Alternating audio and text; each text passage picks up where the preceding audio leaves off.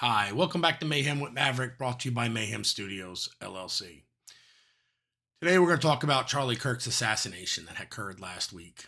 The one big question I have, and many people aren't even going to understand why I asked this question, is with Charlie's popularity in the past couple of years getting so big, why wasn't his security attachment larger? Now that comes from a military person, that comes from a police officer. You know, he's had threats in his life, and I know that Charlie had said that he was not going to let threats keep him from spreading his word. And I get that. I do. But as a police officer, my concern is with all these threats, and there's videos of Charlie getting physically attacked at some of his events. I just think that maybe Turning Point should have thought about bigger security details, maybe some drones. I don't want to say that they should have got an anti-sniper unit, but he got sniped last week. So it really conflicts me on that part. I feel bad for the family. And by the way, we're not going to look at the video. I'm not here to glorify Charlie's death. I'm not here to glorify the shooter. And I think it's disrespectful to Charlie Kirk's family, friends, and everyone who loved him. So I'm not going to show the video. I think everybody probably has seen the video enough to know what it looks like. And I don't want to watch it again. My heart sank when I saw it happen. But I will discuss a little bit of the incident. Now, what was crazy is, he's out in Utah, pretty conservative state, lots of people there. But of course, wherever you go, if you're popular, you're going to have haters. And Charlie had haters. And there were haters in the crowd. I mean, there's a picture of some jackwagon standing up and cheering after Charlie got shot, and we didn't know at that moment what his status was.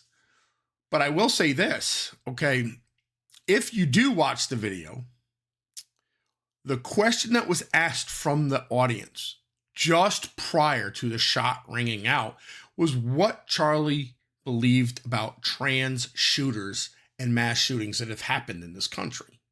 He was never able to answer that question. He had made some comments prior in other talks, specifically right after the Minnesota shooting, which turned out to be a trans shooter. Well, since he didn't get to answer that question, I'm going to answer it for you. I reached back and I searched back and I looked at all the shootings that have occurred. And I'm going to tell you, there were either trans shooters or gender fluid at these following shootings: Denver, Colorado; Aberdeen, Maryland; Nashville, Tennessee; Colorado Springs, Colorado was a non-binary person; and Perry, Iowa was a gender fluid person. So not a lot. Is it the biggest part of mass shooters and mass murderers? No, but it is a percentage of the systemic issue that's going on in this country. Was, yes, I will admit we have problems with mass shootings. It is not a gun issue, okay? It is not a gun issue because a lot of these people had the guns legally. And I'm going to say it, and I'm going to let it lay. Gun control only keeps guns out of law-abiding citizens. Let me say that again. Gun control only keeps guns out of law-abiding citizens. Criminals don't give a fuck about laws. If they did, they wouldn't be criminals. You can make all the laws you want about guns, and a criminal's still going to get a gun, okay? I've arrested multiple people, lots of people, in my career as a police officer that were not supposed to have guns. The law said, no guns for this person, convicted felon, no weapons. And they still had one. And I had to send them to jail for convicted felon in possession of a firearm. So all you're doing is telling good people like me and my neighbors and my family, you can't have a gun. But when that burglar breaks into the house and has a gun, now you can't protect yourself. Ladies and gentlemen, I am a full Second Amendment believer, and I tell everybody, and I told everyone as a police officer, you should have a gun in your house. It takes the police 2 to 5 minutes to respond, depending on where you live. That's a national average. That long to respond. 5 minutes. We'll take it the longest. 5 minutes. That's a long time for police to respond when your life is in jeopardy. So yes, I told everybody I dealt with, you should have a gun in your house. You should teach your children how to use it so that the one day that you call 911 and we're like, we're on our way, that doesn't mean we're right around the corner. You can protect yourself. Okay, off that soapbox and back to Charlie. Okay. Oh, and by the way, for all those left-wingers that love to scream and yell, assault weapons, and AR means assault rifle. Guess what? It was a bolt action that killed Charlie. It was a 30-06. So stop, again, attacking things that you don't understand. Because if you're in the left and you're anti-Second Amendment, you don't understand guns. And to say AR means assault rifle is a flat-out lie that the left and the Democrats have pushed for years. AR means Armalite rifle. That's the name, Armalite. But you're too dumb to admit it because you just throw words and you pray people eat it up. Just like after Charlie was killed, the left started screaming and yelling, oh, a right-wing person got killed by a right-wing person. It was a lie from the start. And many conservatives knew there was just no way this person was a conservative or a Republican. Oh, but his family, we found out that his family, they were right-wingers. That doesn't mean anything. My parents were both Republicans. I'm a libertarian that swings towards conservatism. Just because your parents believe in something doesn't mean that the child believes in something. I don't believe my child is probably going to believe the same politics I believe. And that's, again, I will blame on the school system for warping his mind and warping his generation's mind about how politics work in this country. Because honestly, politics got really involved after Charlie was killed. I mean, you had all these extreme whack jobs on the internet celebrating this man's death. Think if we were to reverse roles and this was an extreme leftist that the left loved and we started celebrating that. Let's think if Obama was killed and we celebrated it, or Biden was killed and we celebrated it, or Oprah Winfrey and we celebrated it. All these leftists, right? The left invented culture, cancel culture, right? And now all these teachers, all these nurses, it's amazing that the educational industry, the medical industry, a lot of them were on the internet praising the death of Charlie Kirk, but yet now they're being fired and they're crying. I lost my job for freedom of speech. But yet you canceled so many conservatives and Republicans for the past 10 years because they said something against the left and socialism and socialists. So I can't. I would love to pull up every video of all these crying idiots. And most of them, they either got a nose ring, color hair. I mean, you can tell that they're a liberal. I don't feel sorry for them. They have made people's life a living hell. They've dug back 10, 20, 30 years to cancel actors and comics. So I don't feel sorry for you that you've lost your job because you're celebrating a man's life that got assassinated. And honestly, if you're celebrating Charlie Kirk's death, you'd probably be one of those people back in the day that celebrated Martin Luther King being assassinated. Okay? Because Charlie was killed for his words.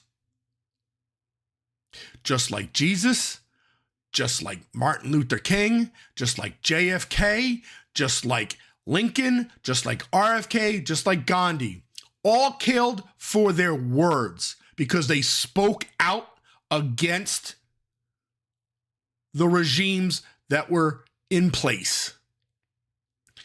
Charlie never went after anybody physically or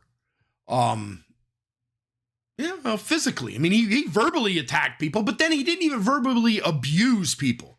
If you watch enough of the videos, you'll see that Charlie is constantly verbally abused by the left, and he takes it. I'll tell you, man was a saint for the amount of abuse he took and never lost his cool. I wish I had even an ounce of that in me, because I don't. I have lost control. As a police officer, yes, I've lost control. I've used my mouth and I've used my words and I've paid for it and I've been punished for it. But you know what? As a police officer, I'll tell you, if you yell, scream, and curse at me, that's what you're getting back. Now, Charlie always looked for an open venue, open discussion. He never said, no, I'm not talking to Democrats. I'm not talking to liberals. In fact, most of the time, that's who he wanted to come up so that he could have a conversation, so he could debate your issues. Okay? Where else do we have that? That's what's great about this country. That's what's supposed to happen at the colleges, where the young minds question things. That's what Aristotle encouraged his students to do. That's what Socrates encouraged his students to do. Question, debate, talk, not violence. Charlie was never about violence, but yet violence was brought to him by a child. Well, I'm in my 50s, so this kid is a child to me, that had some issues and some warped ideas. And a lot of those warped ideas come from the left. They spew rhetoric. They tell you that Trump is an existential threat to America, that J.D. Vance is a threat to liberty. You know, they use these words and they fuel the fire in these young minds, thinking that I'm going to lose my rights. How many freaking people said, you can't vote for Trump or we're going to lose our rights? He was a president for 4 years already and is now the president again for 6 months, 8 months. What rights has anybody lost? You want to be gay and get married? Still can do it. You know, you want to raise your rainbow flag and march down Key West half naked? Still can do it. There is no rights. You can still have an abortion. No matter what anyone tells you, you can still have an abortion in this country. It's just not a federal issue anymore. It's a state issue. So you want to go have an abortion? You can go to a state that allows it. And that was brought by the people. Basically came down to, listen, the states have to deal with it and those state residents have to vote for it, okay? You didn't lose any rights and you won't lose any rights because Trump's not going to take any rights. Oh, Mike, he took rights away. We're not allowed to burn the American flag. Okay, let's straighten that out too. Me, personally, you burn the flag, you're a piece of crap, okay? Because if you go to other countries and burn the national flag, you get freaking abused by the police as you're dragged to the jail. Because again, I've said it before, this country has no concept of police abuse. They think they do. Trust me, go overseas and then you'll truly see what abuse by the police is. But he didn't say you can't burn the flag. What he said in his new, I don't know, it's not a law. I don't know. My brain's shot, but whatever he signed into, it doesn't say you can't burn the flag. It says that if you burn the flag and it incites a riot or a breach of peace, then you can be charged. So it's not really 100% burning the flag. Is what happens after that flag is burned. Did all of a sudden now everybody run down the street and burn DC to the ground? And now people want to talk about that guy that got arrested for burning the flag in the park at DC. Well, most parks have laws or ordinances that say no open fires. That doesn't mean, well, except if you're burning the flag. No, it's an open fire. We have it in Clearwater. You can't have open fires on the beach. If you want to have certain fires at your home that's large, you have to get a permit. It's just common sense, people. And we're losing that. All right. Back to Charlie. Okay. So now we're talking about how the left fueled it. They've been fueling it for years with all this hate towards Trump. Let me tell you, if Trump didn't make president, if it was a different Republican, frick Mitt Romney, I don't care, they wouldn't be so whacked out of their freaking head. But they hate Trump so much. And Trump loved Charlie Kirk.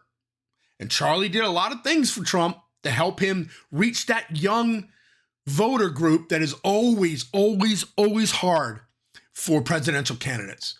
I remember Bill Clinton. Bill went on to MTV, played his saxophone, goes, "I'm cool, guys." And he got a large group of the 18 to 24 to vote for him, which is the hardest group to get the vote. And Trump got that vote. And Charlie was helpful in that, on top of Barron helping him realize that TikTok and social media is important.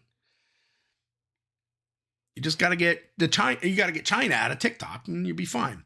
So he lost his life for speaking, just trying to speak and open up. And I love how people want to say Charlie Kirk was racist and Charlie Kirk was a fascist. And Charlie Kirk didn't believe in America. He believed in white supremacists. Okay, first of all, if he was racist, he wouldn't be inviting black people to speak. If he was racist, he wouldn't be inviting people to speak anything but his beliefs. If he was truly against this country, if he was a fascist, he wouldn't preach freedom of speech and debating, because fascists don't debate. They don't have open communication. He was anti all of it. He was freedom of speech, freedom of everyone. So I want people to start thinking outside the box. Stop listening to the left and just open your mind for a second and think. If Charlie Kirk was such a hateful person, would he let you speak and yell at him? No, he'd cut you off, right? Right? He'd cut you off. If he didn't want to hear your rhetoric, he'd cut you off. He didn't. He tried to have conversations with people, tried to bring education to people. He tried to bring his faith to people. There was nothing wrong with him talking about the Bible. And a lot of the stuff that he would bring up when he would talk to conservatives and lefties and liberals was the Bible and things that he believed in. Now, was he always right? I didn't watch every video, and I don't want to say this in a mean way. I'm not a Bible thumper, okay? I believe in my religion. I believe in the Bible. I believe that Jesus Christ is my savior, but I am not knowledgeable like Charlie Kirk, and I'm not that deep into it.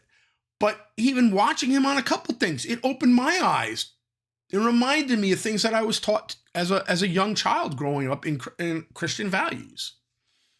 So let's talk about this kid that did it, right? All right. Everyone wanted to say first he was a right winger. Well, his family is very, very Republican, and that is true. His dad was a law enforcement officer, and I think his grandparents put out a statement saying the whole family's Republican. But this kid isn't a Republican. He's not even he's registered in Utah as a nonpartisan voter. Nonpartisan voter. Okay, so he's not a Republican. He's not a liberal.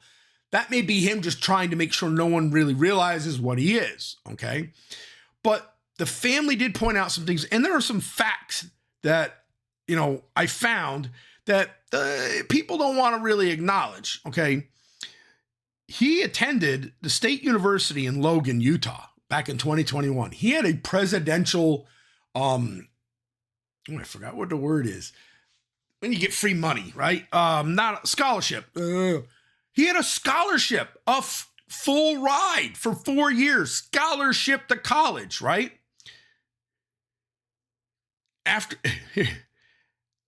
attending one semester, he dropped out. Full ride, dropped out of college. What does my investigatory brain think? Well, Somebody got to his beliefs. Somebody, and I'm not saying the professors, but the professor, college life, organizations, whatever, somebody got to him, right?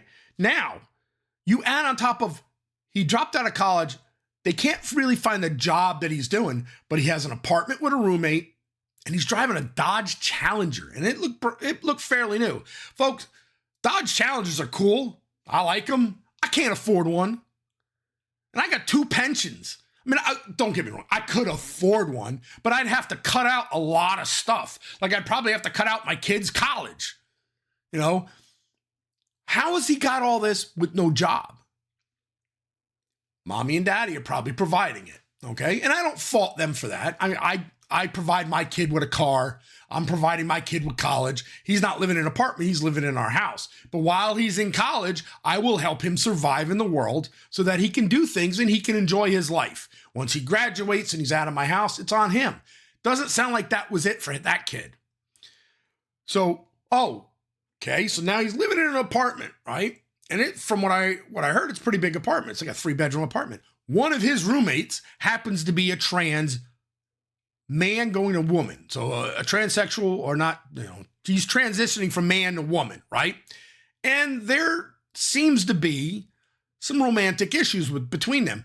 But it gets deeper than that. That person that he lives with is the person that gave the FBI all these texts, all the texts of showing that Tyler Robinson was going to commit this and committed it and had plans. In some ways, and it was shared on Discord, in some ways reading it, it almost to me sounds like that person was going to be involved. And then maybe when it happened and he or she, whatever it is, realized the totality of the circumstances and said, I am not being a part of this. Which now, again, makes more sense that a week before Charlie showed up to Utah, Tyler Robinson was at a family dinner, and the family noted that within the past month, he was talking how much he hated Charlie Kirk, how much he hated Charlie Kirk's beliefs and how he hates how he spreads them. And then at this dinner, he's constantly talking about how Charlie Kirk's coming to the college and how much he hates him and he's just spewing all this vile stuff.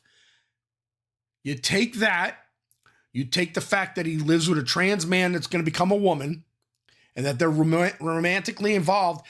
It makes sense why he wanted to take Charlie out. Charlie was speaking against everything that he was believing in. I'm looking here. See, one of his grandparents also said, she goes, the whole family's Republican. I don't know any Democrats, and my grandson would never have done this. Well, then she's obviously got some Alzheimer's or something, because first of all, there's no way in hell you don't know a Democrat. No way in hell. So stop lying. Number 2, you obviously weren't at the family dinner where he was spewing hate towards Charlie Kirk, spewing hate towards the Republican Party, and spewing hate against the conservatives. So that grandma, which is, I believe, his paternal grandmother, because her last name is Robinson, she is discredited.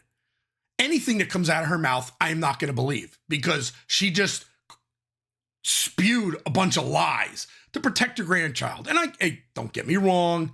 We all understand as parents, we want to protect our kids. As grandparents, you want to protect your kids, but even the father made the right decision. When Tyler admitted to him that he killed Charlie Kirk, he made a phone call, and they found a way to turn him in without bloodshed. So I feel for that father, and I feel for that mother. I know that it had to be a hard thing, but being that he was prior law enforcement, it doesn't surprise me that he did it. I can't tell you what I would do if my kid was in that situation. I would hope that I would look in deep into my heart and pray to God for the right answer. But I can't tell you if I'd act like a cop or I'd act like a father. Because I'm not in that situation. So I give him props. Robinson also threatened to take his own life when he told his father that he was that he did it. He threatened to take his own life. So to me, this sounds like a kid that is definitely suffering from some mental health issues. He's hanging out. He's in love or romantically involved with a trans man becoming a woman. He goes from being, a normal kid going to college. The family said they never saw anything, no radicalization. And then all of a sudden he's spewing all this hate within, a month or so after dropping out of college. Now people are going to go, well, how could this kid shoot so well? That was a good distance. Listen, they already told us today or yesterday, he spent $2,000 to $3,000 on a scope. There are pictures of him. They're living in Utah. His father's a law enforcement officer. They're a Republican family. I'm telling you, they said, FBI said there's pictures of him at the age of 7 holding rifles. So the kid probably knows how to shoot. My son knows how to shoot because I'm a firearms instructor at the police department and in the Navy. I was a firearms instructor. I wanted my kid to be safe. I wanted my kid to know how to use a weapon. I guarantee that's what the dad did, and that's why the kid was able to do it.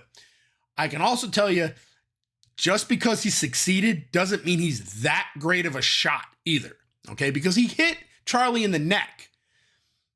If I'm a sniper, and I have friends that are SWAT snipers, I have friends that are snipers on the SEAL teams, I have friends that are snipers in the Marine Corps, I'm not aiming for the neck, okay? You can't tell with my beard, but the brain bucket is bigger than the neck on most people. Now, yes, there are people that are, fat at the neck, but the average human being, your head is bigger than the neck. Now, yes, hitting the carotid is a kill shot, but you're talking this much. If you pull the weapon a little bit or the wind blows, and see, that's the thing what people are forgetting. That long distance, you got to take into consider wind, the curvature of the earth, all these things. That's why I don't believe he aimed for the neck. What I'm telling you folks is he aimed for that chest, and because he's not a sophisticated, trained, and highly skilled sniper, he hit Charlie in the neck, not in the chest. Or if he was aiming for the head, he was either aiming for the chest or the head. But because he's not a skilled guy like a couple of my buddies that could take you out with a 50 cal, a mile away, he hit him here. I'm telling you, that's not where he aimed. No way in hell. I don't believe it. I believe he was aiming here, and he didn't take into consideration a bunch of factors that you have to take into when you're a sniper, and that's why he hit him in the neck. He just got lucky that he hit the carotid and Charlie bled out. Okay, he wasn't skilled.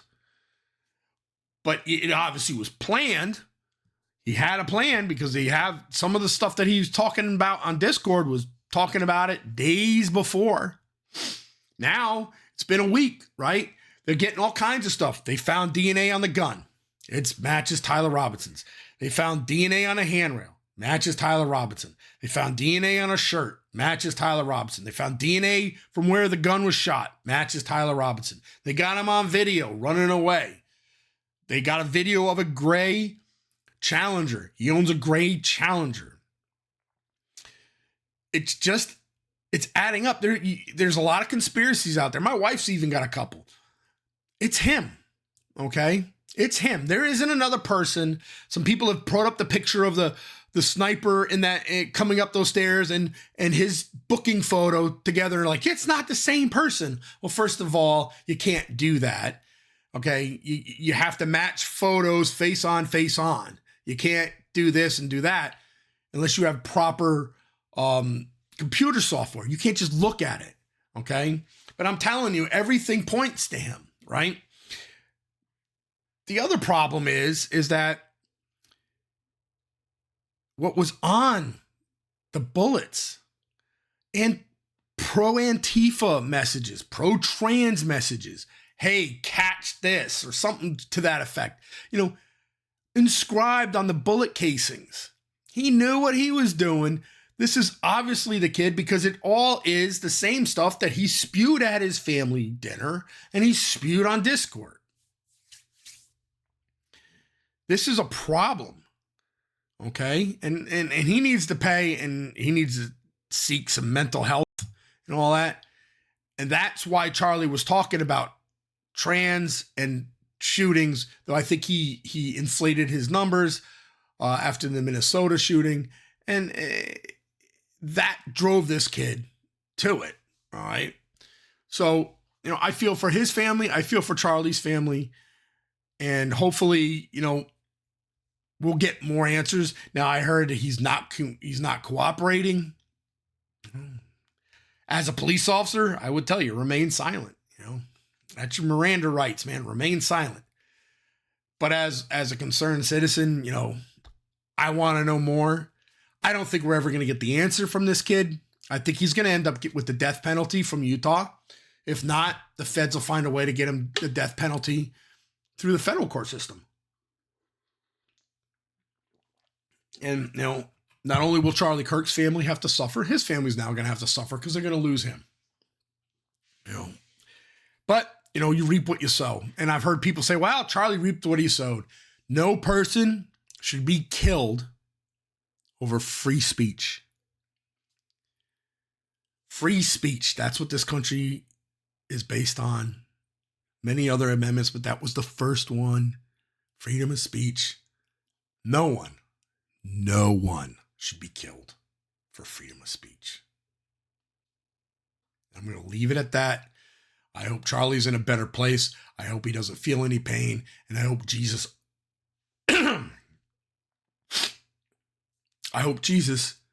hugged him when he was received into heaven. All right. So now we'll go back about a month.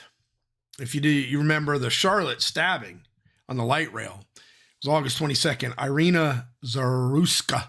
And I probably pronounced that poor young lady's name wrong, and I apologize if I did. This really gets my gall, right?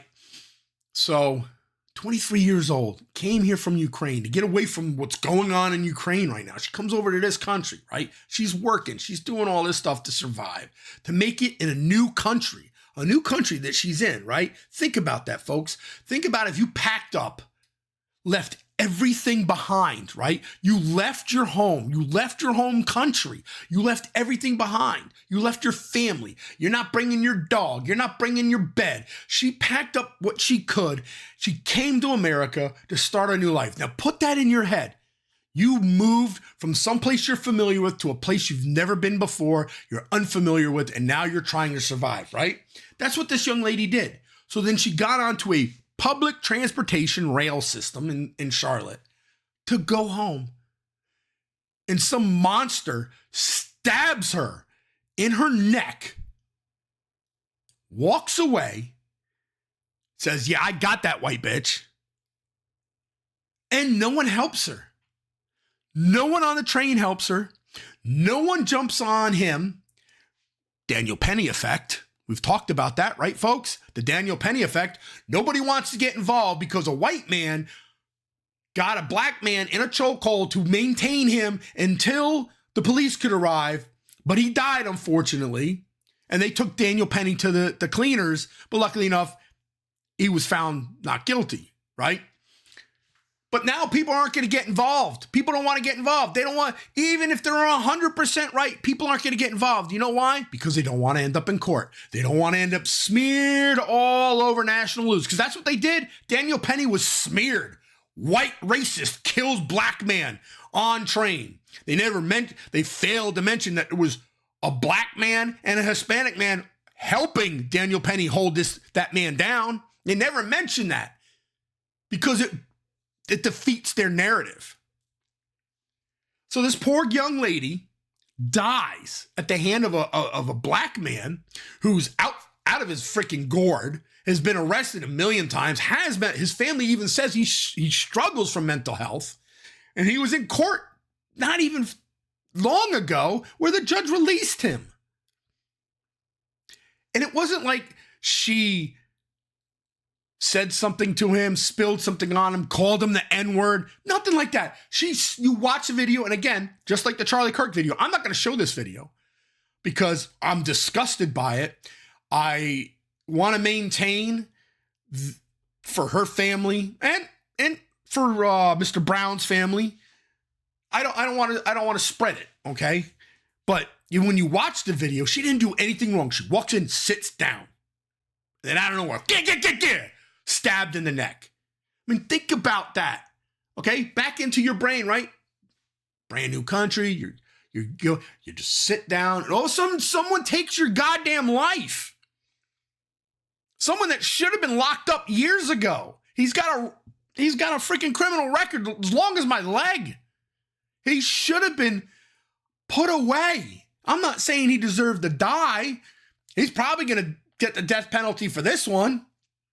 But I'm not saying he deserved to die. I'm saying he's got some issues and should be locked up. Again, this is one of the reasons why, for all the years I was in law enforcement, I have said for years that we need mental hospitals back. Now, I know why we got rid of them. Our knowledge of the brain and mental health back in the day when we had those hospitals was not good. We thought, like one of the poor Kennedy girls, just give her a lobotomy, she'll be fine. We also believed in shock therapy and water therapy and a lot of things that were wrong that hurt human beings. So we closed them down. We're like, they're treating them inhumanely. And yes, they were. They were. Those hospitals were not helpful at all. But we have better trained medical physicians. We have better trained doctors, therapists, psychologists. We have better understanding of mental health. We have better understanding of humane treatments. So why don't we bring the mental hospitals back with these great trained professionals? Well, as a police officer, Florida has what they call critical intervention training, right? CIT. And so that when you're dealing with people that are having mental health issues, you can determine, do they really need to be Baker Acted, which is Florida's way of saying you're putting on a 72-hour hold so that they can figure out what's going on with your mental health, right? And I learned a lot. I went through a 40-hour class, the CIT basic, and I learned a lot. They had people come to us that were diagnosed schizophrenics that talked about how they were on their meds and how they weren't on their meds and what the difference of type of person they were. Okay. Then I got selected to go to CIT Advanced, which was 3 days. So I'm not saying I'm an expert in mental health. I'm very knowledgeable as a law enforcement officer for mental health calls, because honestly, I'd say on the high average, 40 to 50% of my calls on midnights were mental health calls, and you're not taught how to be a therapist. You're not taught how to deal with people's problems. Now, me, luckily enough, I served in the military, so I understand some things about PTSD and some other things, right? So especially when vets would call, I had partners and sergeants that would go, send Mike, because he can talk to him. He can get on their level. I've kept multiple veterans from killing themselves on calls and took them to a mental health facility where they could get the help. Okay. So I want those mental hospitals back, not to punish people, not to torture people. I want those hospitals back so that those people that are struggling can get the help that they need. They can get the help to deal with their problems so that they can come back into society. I don't want them locked up forever. Okay. But some people may have to be, like Mr. Brown. He gotta be, there's nothing helping him. It's just getting worse. But there are some people that I've dealt with as a police officer that probably could have been helped if they were locked up for about a year, figured out the right meds, figured out the right therapy, helped them introduce themselves back into society. I mean, we have programs for autistic kids. We have programs for Down syndrome. I mean, come on. If you would have looked back in the 60s and 50s, Down syndrome people were, hid away by their families. Now they have stores that they work in. They have foundations. These people that suffer from that have normal lives. So why can't we do that with mental health, right? And that's just me getting on my soapbox again, just thinking I might know something that might be positive for the world. But ultimately, folks, it comes down to a lot of these shootings are mental health issues. I mean, you look at, let's say, the John F. Kennedy assassination, right? And let's throw all the conspiracy out the window and just say that the shooter was the shooter, right? It wasn't mental health. That was political. It was 100% political. But now let's fast forward to the Minnesota incident just a couple weeks ago. You're mentally healthy if you're going and shooting at kids, okay? If you're just going in and randomly throwing bullets into a church and slaughtering kids. I think I was talking to my kid about this. It was a few years ago. There was an Amish school that got shot up. What in God's name does the Amish do to you?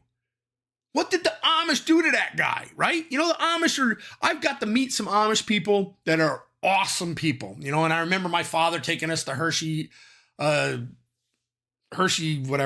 Park down in Pennsylvania, going to the Pennsylvania Dutch country. And the Amish people, I have never met a bad Amish or an angry Amish person, and where we bought our property in Tennessee, there's tons of Amish around, and I just can't see why you'd want to shoot and kill Amish people. That's a mental health issue. That's not, you're not thinking straight.